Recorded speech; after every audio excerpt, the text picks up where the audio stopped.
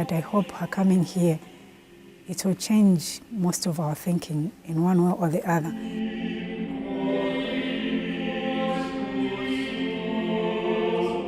In my own anxiety, she challenges me constantly to come back to trust, to come back to surrender. Why? Because the one whom I'm following is love.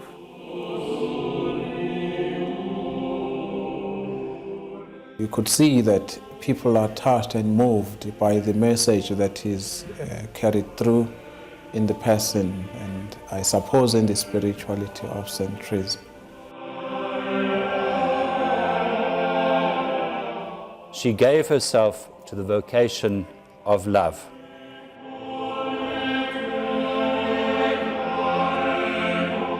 She will touch our lives in terms of holiness, but also in terms of also that we think about saints. She reached the heights of sanctity, all by God's grace, of course. Therese of Lisieux then is with us today.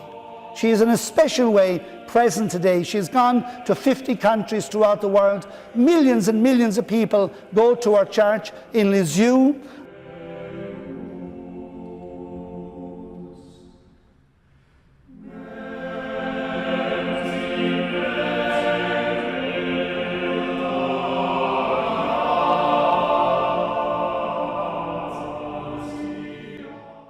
Born in 1873, the youngest of a family of 9, 4 of whom died in their infancy. She was therefore the surviving daughter of 5. Her mother died when she was 4. She already felt deeply the loss of her mother. However, her elder sisters, Pauline and Mary, helped to raise her and educate her. She went to school but found school a very trying experience because she was very bright and she was pushed forward a number of classes, and some of the bigger girls were jealous of her and bullied her. She was not good at games and was a shy person by nature, and so school was a trying experience for her. So much so that her father, who was a jeweler in Lisieux, took her home, and her elder sisters, with the help of a teacher, did her instruction at home. She experienced very deeply then the loss of her 2 elder sisters when they followed each other and joined the contemplative community of Lisieux. She remained home with the sister just immediately older than her, Céline, and herself, of course, with their father, to whom she was deeply attached. She asked his permission already when she was 15 to enter Carmel. She had to struggle to be received because everybody felt she was too young, and anyway, there were 2 of her blood sisters already in the same monastery. She even went so far as, when on a visit to the Pope with her father and a pilgrimage from Lisieux, against the advice of the priests who were directing the pilgrimage, she spoke up directly to the Holy Father, Pope Leo XIII, and asked his word that she should be allowed at the age of 15 to enter the Carmel of Lisieux. He simply said, "God's will be done, do what your superiors tell you." She was very disappointed with this, but came back, and eventually, with the help of prayer and the agreement of her father and the bishop, she was allowed to enter and received just when she was 16 years of age.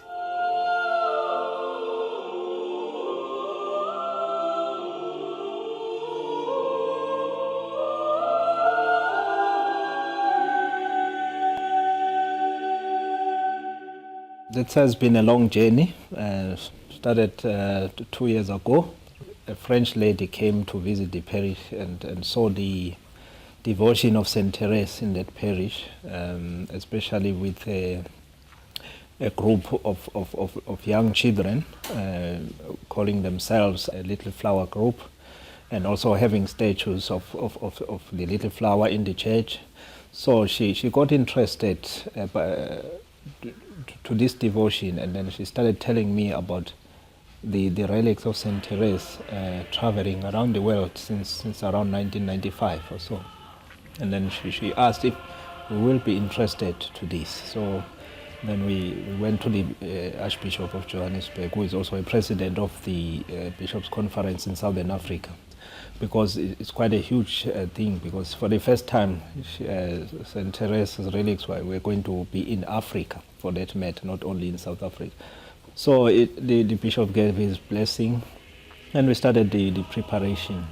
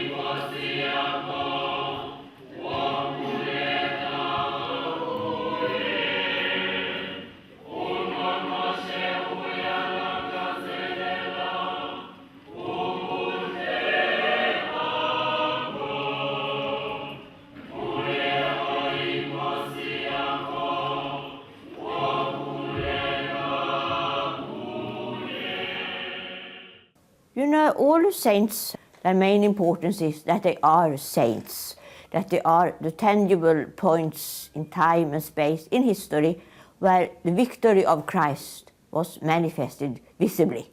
So that we know that it's not just a promise, but it has happened, and that they are the successes, if you like. They were great heroic martyrs or freedom fighters who laid down their lives for God or others. Or they were brilliant scholars. Or again, they were great poets or artists. And here Therese is most disturbing, because she was none of the giants of history. She was a simple, ordinary woman, and in that ordinary, humdrum daily life of everyday life, which we all know so well, that grey, everyday, nothing happens. In the midst of that, she reached the heights of sanctity, all by God's grace, of course. And this is the challenge to us, because according to the explicit teaching of Vatican II, we are all called to sanctity. And that is where she confronts us and says, yes, it is possible.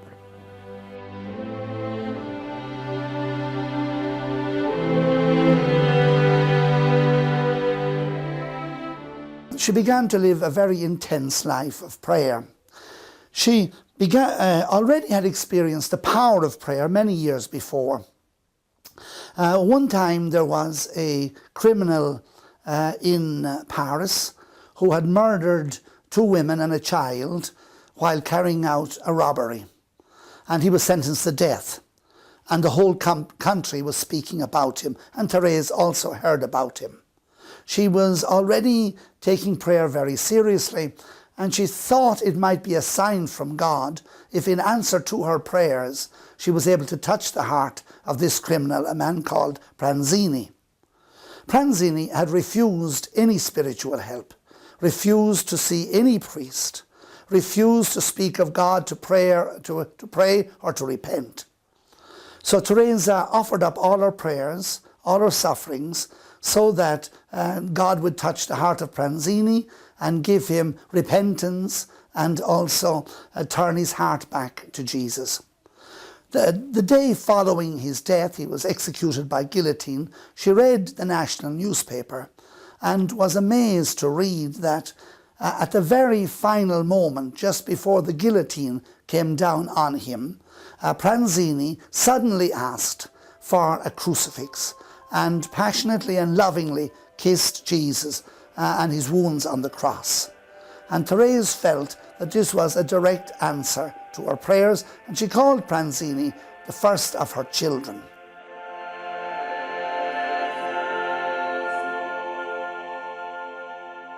Therese discovered that priests, who in her home had been looked upon almost as angels, they were weak, sinful, ordinary men, with faults and failings like all other human beings.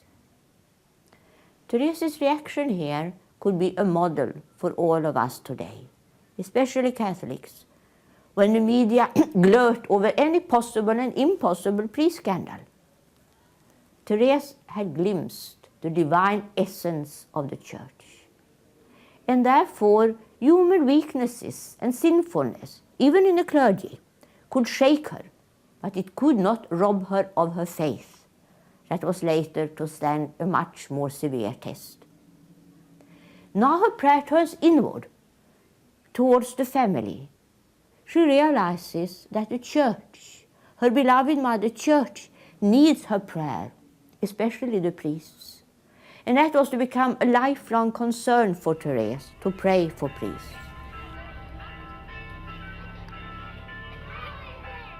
My experience was that she will touch, our lives, in terms of holiness, but also in terms of also that we think about, saints, and the local saints in particular.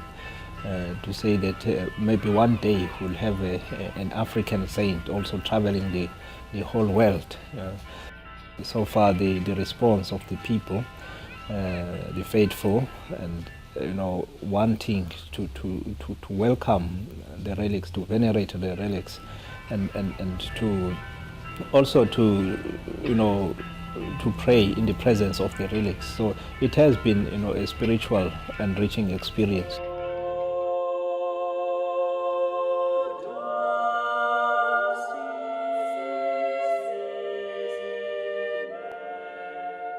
Her life in Carmel was relatively difficult. Some of the sisters felt she was too young. She found some of the household tasks quite difficult. She felt herself quite awkward. She also dedicated herself to be totally obedient. She felt that in this way she would show her love for Jesus Christ. She grew and made her final vows. Then a tremendous cross hit the family when their father, Louis Martin, began to suffer from certain anxieties of the mind, which eventually, for example, he was giving away large sums of money to anybody. Eventually he had to be hospitalized, even institutionalized, for the latter 3 years of his life. This was a tremendous cross to Therese, especially when some uncharitable people said it was the loss of his daughters that upset the poor man's mind. So Therese suffered a lot from that. Now, people noticed as the years went by in Lisieux, in the Carmel, that Therese was very fervent, that she was very humble, that she was extremely loving, and she sought out those sisters who were the most difficult in the community. So much so that her own blood sisters even began to complain a bit that she was neglecting them. But Therese felt that she must love the most difficult ones, and some of the sisters had problems and were quite opposed to her. Yet Therese sought them out at recreation, at the table. She was kind to them. She did everything for them. Therese then she was asked by the superior to write a simple account of her life. And from the very first paragraph of this account, you find again her spirituality. She starts off by saying, you've asked me to write this account, and I'm doing it because you have asked me. There is a danger in writing an account of my life. That is, it's going to make me center stage, it's going to make me introspective, it's going to sort of promote me in promoting myself. But in fact, she says, I prayed about this, and Jesus has led me to believe that what I will do here is proclaim the mercies of God to me. Very like Mary in the Magnificat, who said, my soul glorifies the Lord because he has done great things for me. That is the whole spirit of the life of St. Therese of Lisieux.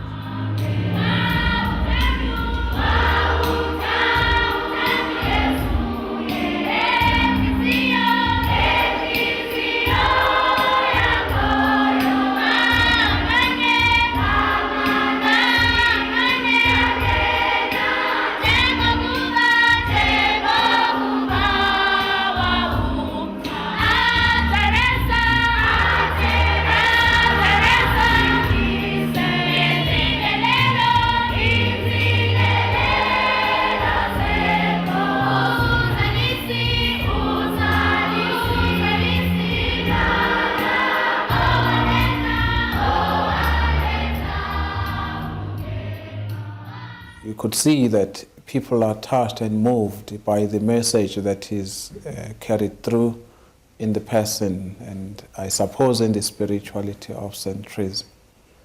All that gives us the idea of the hunger of the people, and they're hoping that St. Therese will help them to satisfy their spiritual quest, their spiritual hunger.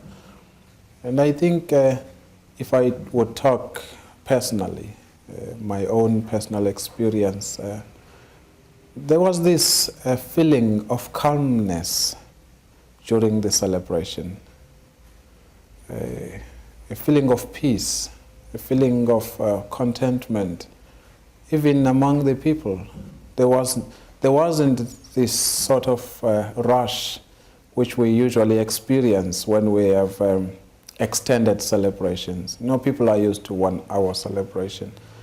There wasn't that sort of thing. There was a very strong and almost visible sense of calmness and peace. And I could only attest that to, or attach that to the personality of St. Therese, who was a person of peace, and the person of calmness, somebody who is close to God, who lets the light of Christ shine forth in her. Now I'm praying and I'm hoping that by these celebrations our people will find that experience of peace and calmness remaining in their hearts and in their families.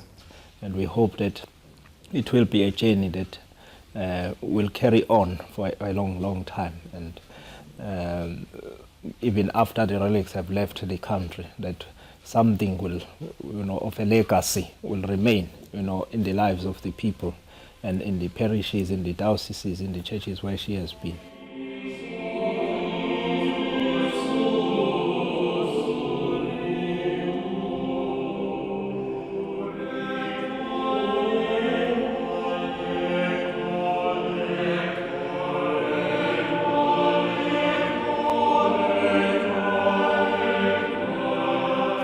Teresa had a great love for the missions, even though she obviously was not a missionary herself in that sense. She never left her homeland to preach the gospel. She remained as a Carmelite enclosed in her convent, and yet she felt this calling within herself to pray for mission countries and to pray for missionaries. And she always said that prayer is the most important thing, even more than communicating with people by letter or interacting with people. The important thing is to be able to pray for people, to pray for priests, to pray for missionaries. And she gave that prayer to the missions and to missionaries. And this is very important for us in South Africa because we're still regarded as being a missionary country. You know, South Africans are people of great faith. We're a very spiritual nation. But we are a people that is searching, that is trying to discern God's will. We know that in the more affluent sections of South Africa, the great temptations of the modern world are creeping in. Things like materialism, secularization, relativism, and these things lead people away from God. They put self at the center rather than God at the center of people's lives.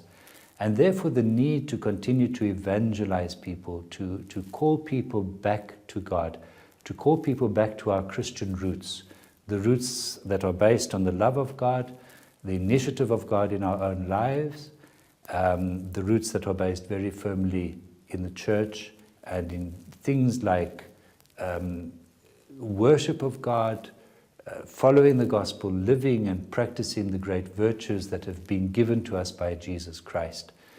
But obviously South Africa is a very divided society still. Many people live in poverty, many people live in townships, many people live in squatter camps and informal settlements.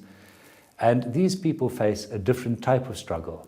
For them, the struggle is not so much materialism or secularization. Their struggle is a struggle of daily life, of being able to get enough food to put on their table. It is a struggle for supporting their families, sending their children to school. And so their struggle is at a very different level. And also for many of the people of South Africa, there is a sense of duality in our belief. Many people are Christian, and yet traditional beliefs are still very powerful in the lives of people. And therefore, the need for evangelization is very great in South Africa. We know that every baptized person is called to evangelize. Every baptized person is called to give witness to Jesus Christ. It's not only the task of priests and religious, but each and every person is called to that. Therefore, I think that one of the most important things that we have done in South Africa during the visit of the relics here is to pray to God and to ask Saint Teresa to intercede for us that we may have an increase in vocations, and through that increase in vocations to try and bring back that sense of faith among people, and that people can remember the virtues, the values that we are called to live by, and not to give way to materialism, and to allow the faith to be an integral part of our life, part of our daily living, so that it's not just something that we do on Sunday, and on other days of the week we may have different practices, but that we can give ourselves totally, wholeheartedly to Jesus Christ.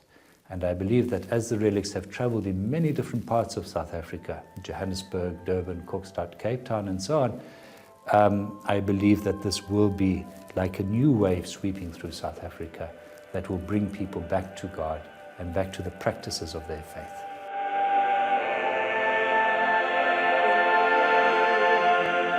The first Europeans who came to South Africa were the Portuguese, but they did not remain.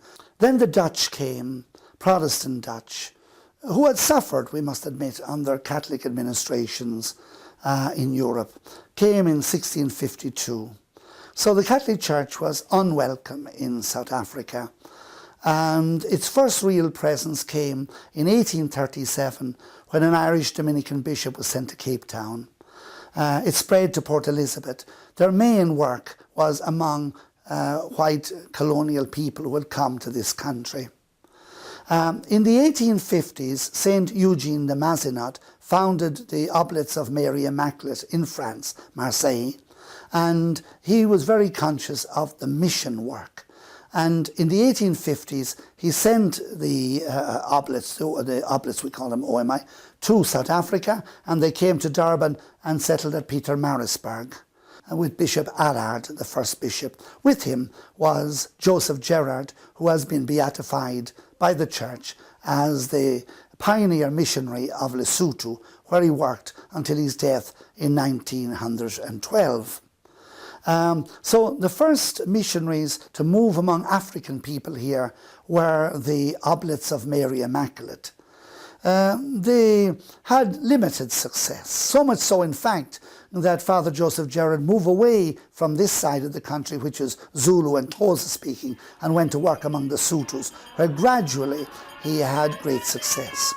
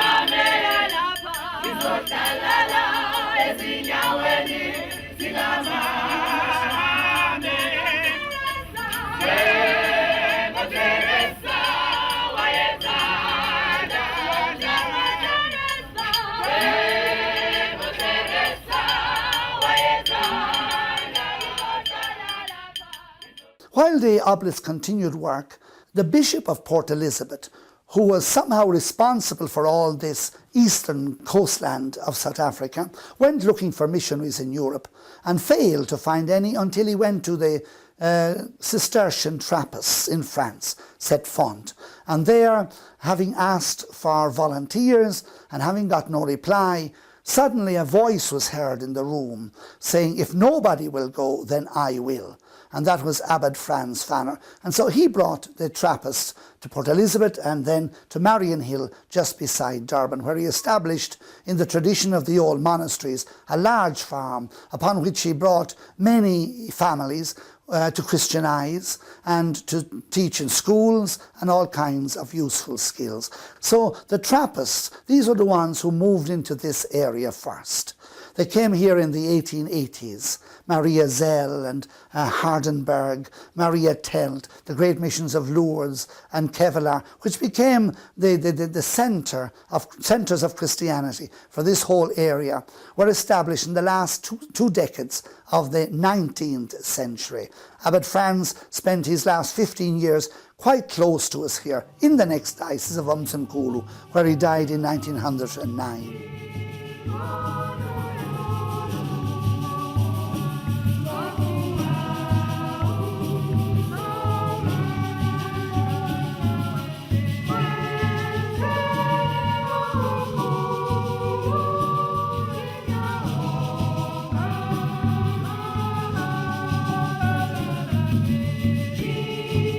When the bishop came, he told us, he asked for his diocese that he wants also the relics of St. Theresa to be here.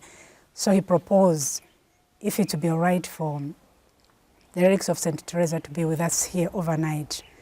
So all of us were excited just to have them here in our chapel overnight. It was such a profound joy that some of us, I myself personally, I didn't even know how to prepare for it, because it was just a pure gift, freely given.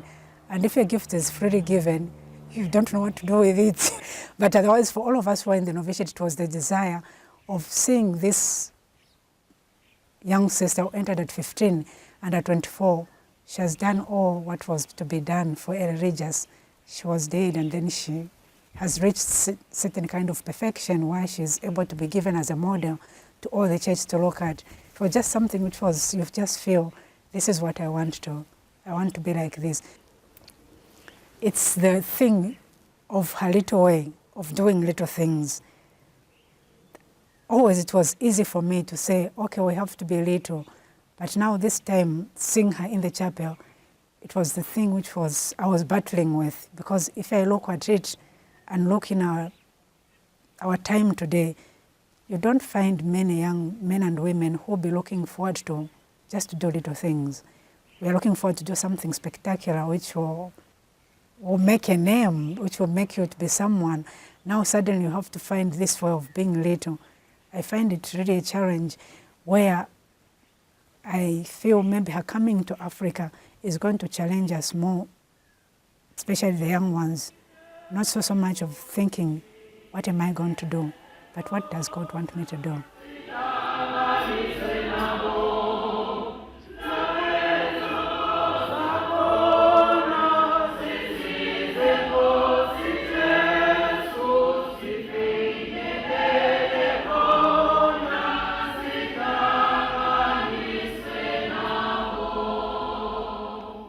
Now, how can you define the Carmelite spirituality? We can't have a short, quick chemical definition. But it is a life of prayer, but prayer as life. Teresa of Avila, the foundress of the Carmelite order, or the Reformed Carmel from the 16th century, would say that the test of prayer is the life we live. There is no point in saying pious, devout, beautiful prayers and then not live the life. The test of our prayer is the way we live when we leave the prayer. And to let our whole life be a prayer. Any little difficulty, as Therese did, for example, when she experienced the trials against faith, she offered that up for unbelievers. And that is the prayer.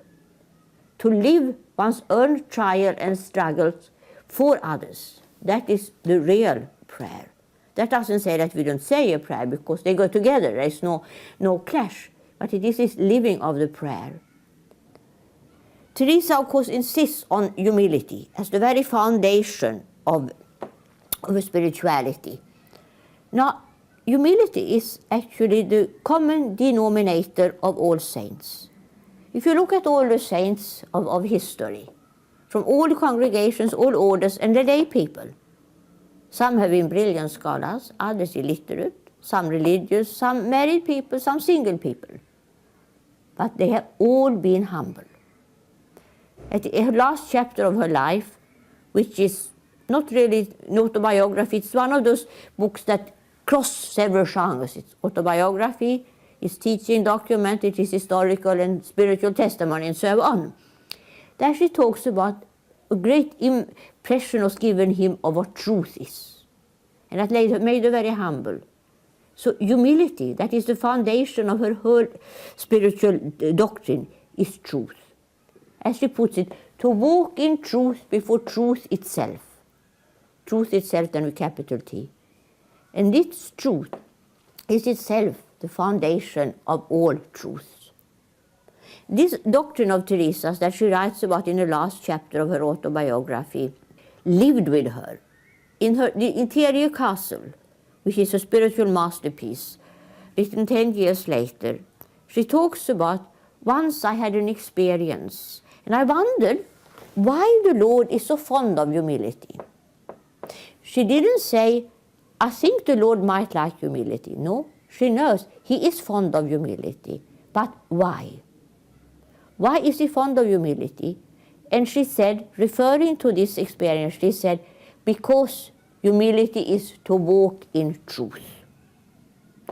Now, the experience took place before she wrote her autobiography, so she had lived this experience, and the doctrine had matured and developed during some 15, 16 years. And of course, the truth that we know and face, it is to know the truth about God and the truth about ourselves.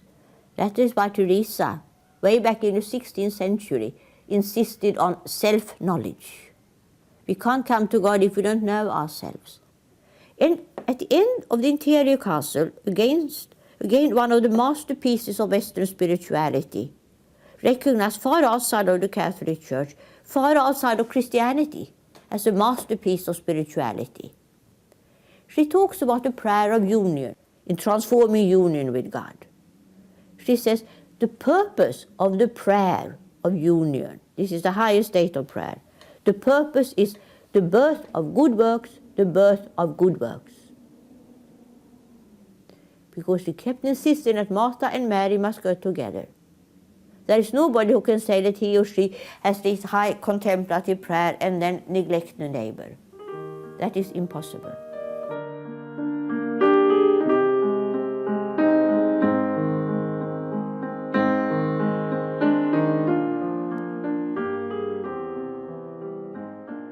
All Christians in any state of life have been called to the fullness of the Christian life and to the perfection of love. As St. Therese has reminded us, we are all called to love. And holiness is a participation in love. So holiness comes from our relationship with God.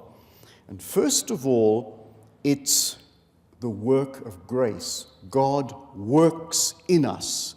So it's God's relationship with us that comes first.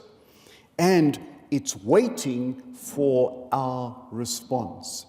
God calls all of us and provides us with grace, but he calls us to respond to that grace. That is our human initiative. So therefore, the growth of holiness is a joint effort. It's divine grace on the one hand, and it's our response to the grace on the other hand.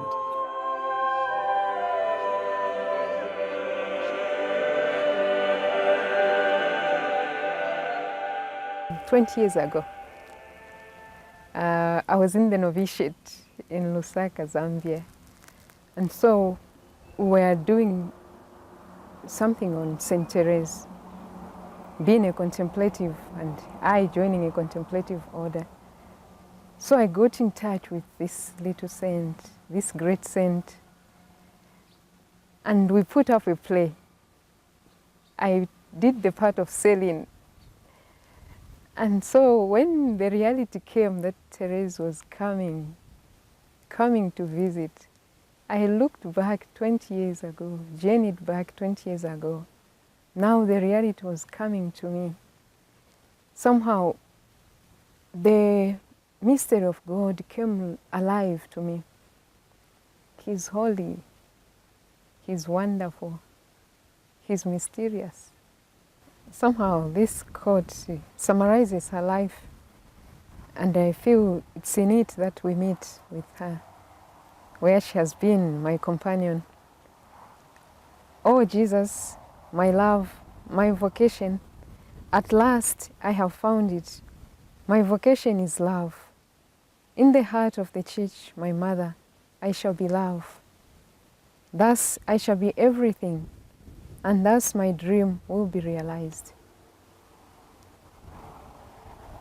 Again and again, people point out to me and to us enclosed nuns that our life is useless when so much can be done out there, when we could be doing this or that. But when one falls in love, one begins to see things in a different light. Little things begin to become great. The impossibles begin to be possible. It's because of this love that made her surrender and trust God completely. And so I find her constantly as a challenge and as a strength in my own struggles, in my own anxiety. She challenges me constantly to come back to trust, to come back to surrender. Why? Because the one whom I'm following is love, and is simply offering love.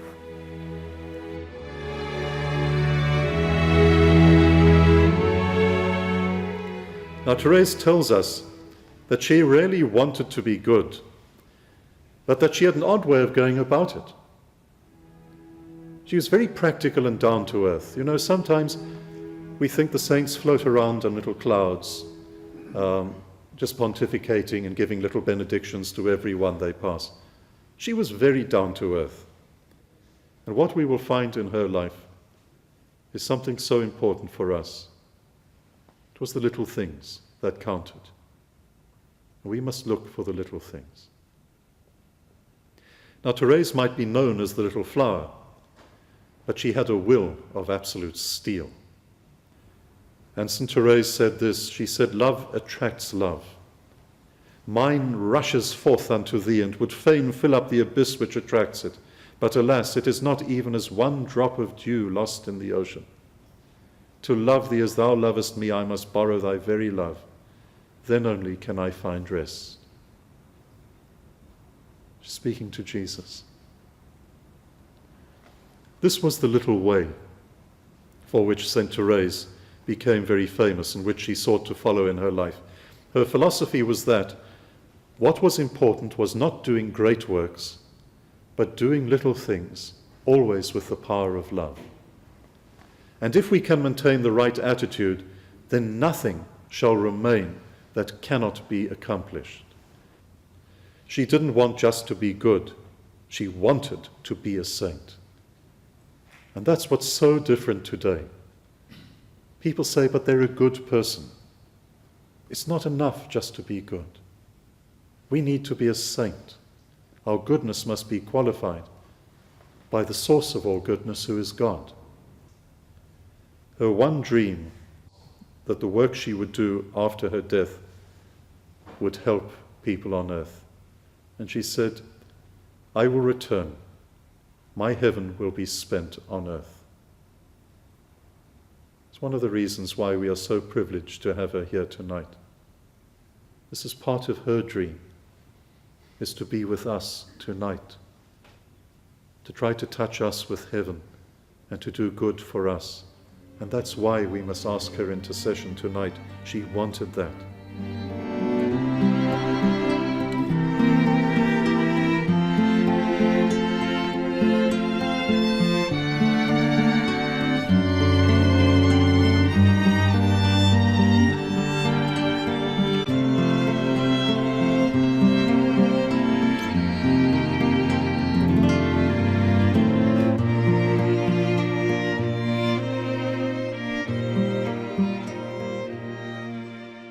Good Friday, just a year or two before she died, coming back from prayer, she felt in the darkness of the night in her cell, her mouth filled with liquid.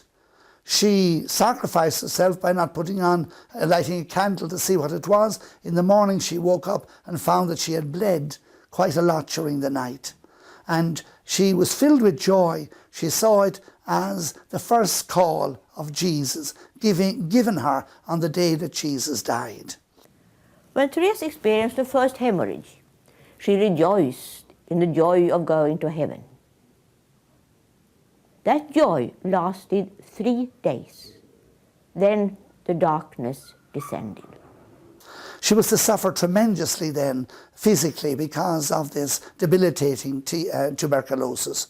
As well as that, she had tremendous sympathy for atheists and people who could not believe in God, and in a sense took on some of their disbelief herself. So she entered a tremendous dark night of the soul in which she could feel nothing of God in her prayers, and yet she held on in faith and love in spite of this desert she was experiencing interiorly. Heaven seemed a dream, an impossible dream, a mirage. Her fear of going towards total annihilation. As she was lying sleepless on her bed, she heard, in inverted commas, the mocking voices. You think you are going to heaven. You will find there is nothing there. That fear of annihilation is something that grips all of us at one time or another. And there is nothing worse than that.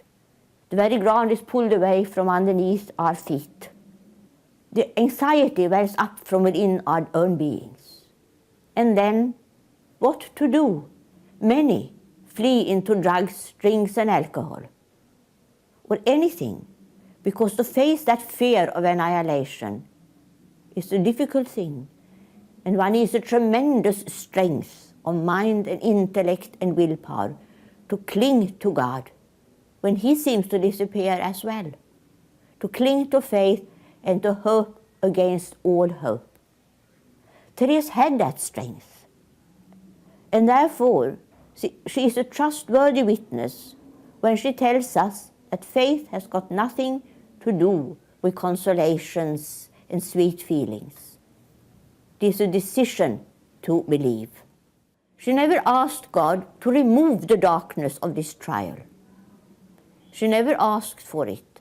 That is a tremendous strength, and it is heroic virtue to believe that and not to ask for the trial to be removed. But, she said, I offer it for unbelievers. She says, people look at me and I'm so joyful and happy. They think my life is the easiest in the world. But if they only knew, the sufferings I've had in the monastery, they would certainly be amazed. She said, now I can sit at table with sinners and unbelievers. I am one of them. This is the prayer of identification. We can only begin to understand that prayer if we see it as a participation in Christ's agony in the garden and on the cross, where He, in the powerful words of Urs von Balthasar, stood in for us. Therese stood in for unbelievers.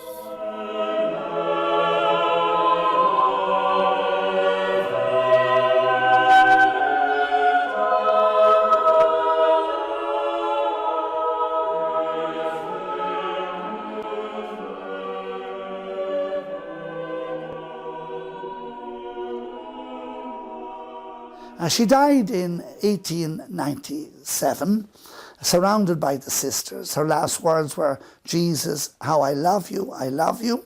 She was buried Monday morning, just 5 people present, in the common cemetery of Lisieux.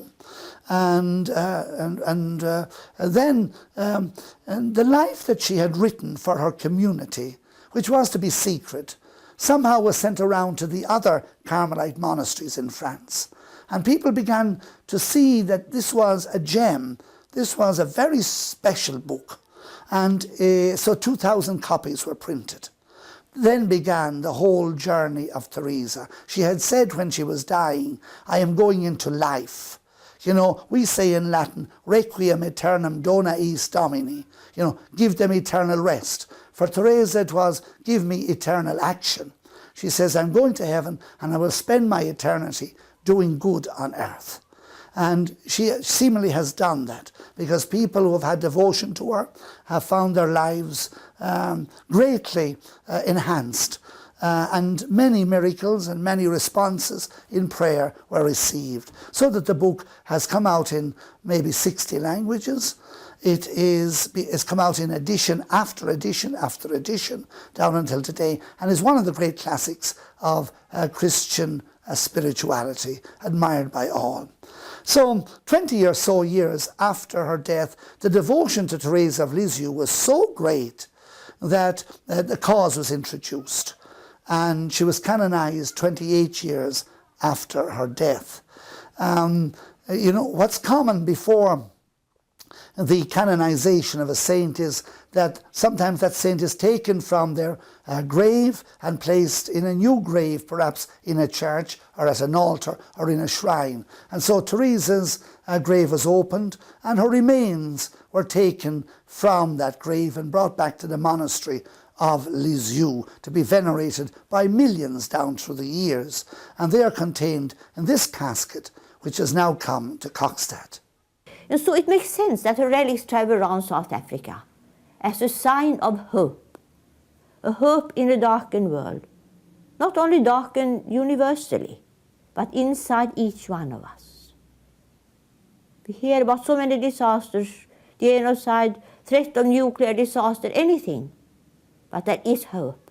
And the relics touring South Africa now are a sign of that hope. And long after they have left us, Therese will be with us.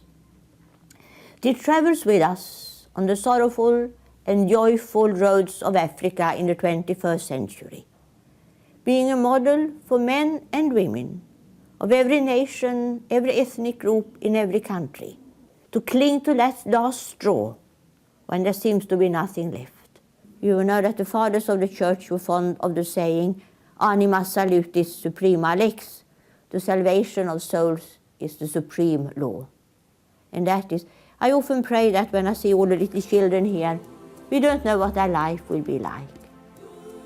Long, short, happy, unhappy, successful, or failures from a human point of view. But I pray that they all may make it home to God in the end. So with all the people of South Africa, of the world, wherever they are, whatever they are doing, we pray that at the end they may come to God. That is our very vocation.